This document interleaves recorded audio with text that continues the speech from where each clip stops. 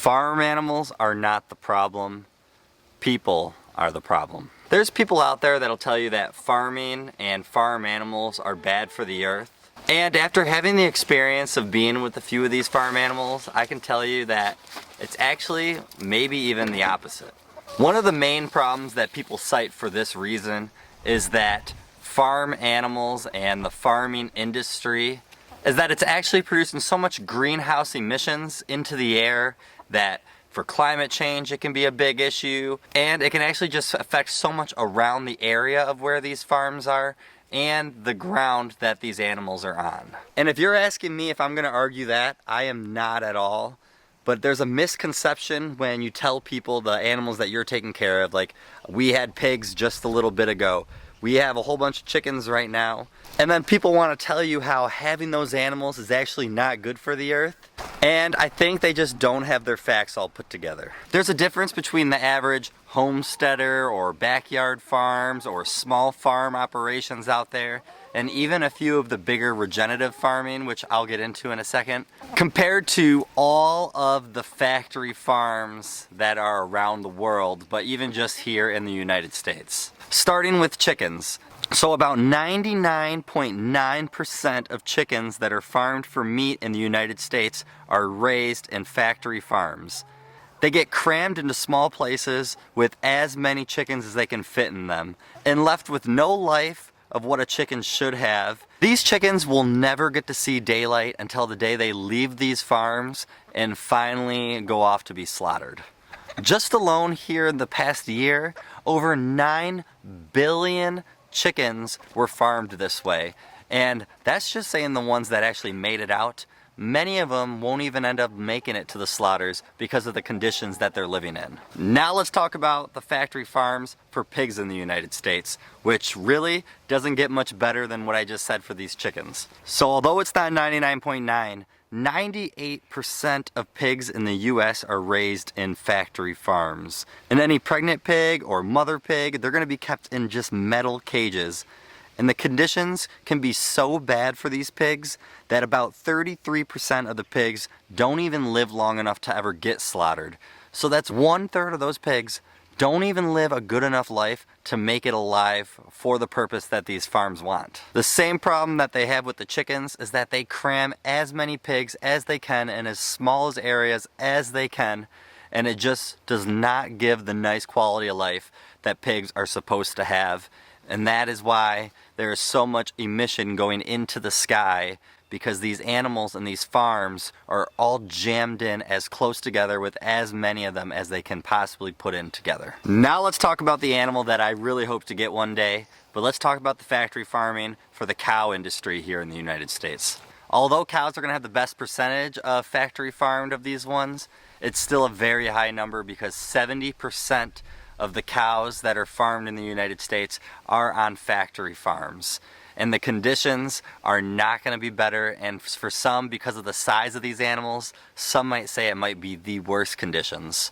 Most of the time they at least let these cows graze for about the first month of them being born and being out, but from there they get moved into feedlots where they are so crammed they are just basically walking around in their own poop and cannot do anything about it.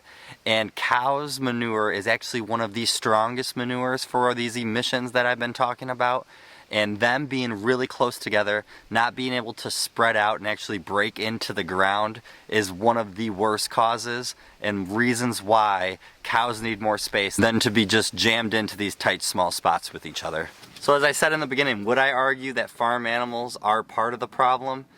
Just a little bit, but they can't help the conditions that they are put in. This is people making these decisions based off of just one thing, and basically the thing that makes this world go round. And unfortunately for all of us, that's money and the profit that all these farms are making. And it's such a sad reality. One, for the treatment that these animals are getting. Obviously, that's one of the worst things to think about in this whole scenario, is that These animals that are put onto this earth for us are not given any type of life that they are supposed to be living. Whether it was those chickens, the pigs, the cows, and obviously there is more and more things that I could be talking about than just those three animals. But talking strictly with the farming industry and those three, it is just awful the way these animals live. And the sad thing is, everybody is losing in that scenario, except for the people who are making the profit. The animals live a terrible life, the earth gets no help and gets hurt because of it, and then we eat that food that comes from these farms, and I just want you guys to think about that, how these animals are living, and that is food that most of us are putting in our own bodies, and that cannot be good for us either. So the animals get hurt, the earth gets hurt, we get hurt. There's that one person who owns who knows how much of the farming industry of chickens and pigs and cows. Maybe they're all owned by the same person. And they just get to sit back with a smile on their face and they don't care about any of the consequences of that. Animals, when taken care of the right way, is actually as beneficial for the earth than you can have. And that's through the use of an older method, but a lot of people are going back to it now, which is regenerative farming.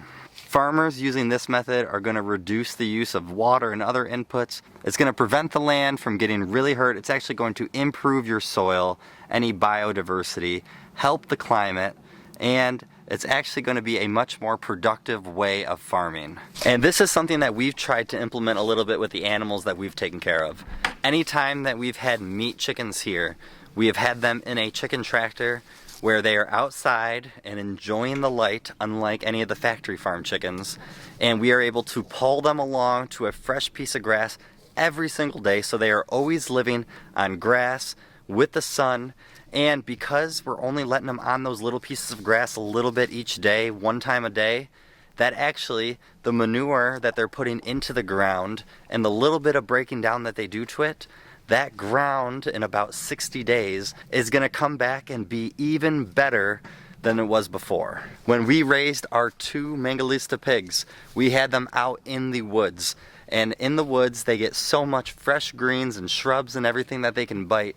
And we always made sure about every couple months to move them to a new fresh piece of ground and continually doing that so that they were always in fresh spots, but always helping the soil that they were going to along the way. We actually use them to kind of break up and till our ground for our garden, and our garden couldn't have grown any better. And I believe that was at the help of using the pigs on that land, and then we threw the chickens on it after.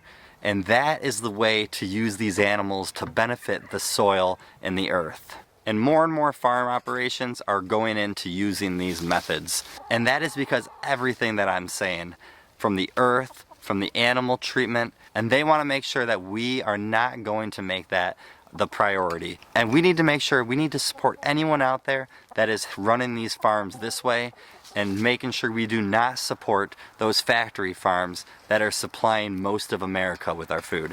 Is it a big uphill battle to get to this point, to get many people realizing and opening up to this idea? Yes. But the more and more people that do it, the more and more people that try to raise by themselves like we are right now, that is going to be those small steps that we have to take. And I want that to be a reality. I want these farms that are running their operations when their animals are not getting the right treatment, I don't want them to do well, to be honest with you. I drive by farms that don't do it the right way, that live by us. I see these pigs or these cows that are just jammed into these small spots. I mean, a cow is huge as it is. A cow should be able to roam at least 1 acre and just be wherever it wants to do, eating at fresh grass, and should not be living in its own poop underneath it. There's enough people also doing it the right way, and we need more people out there speaking up and showing everyone what is going on, because that is how you make the true difference. You guys have a great day and a better tomorrow, and we will see you guys in the next one. Thank you.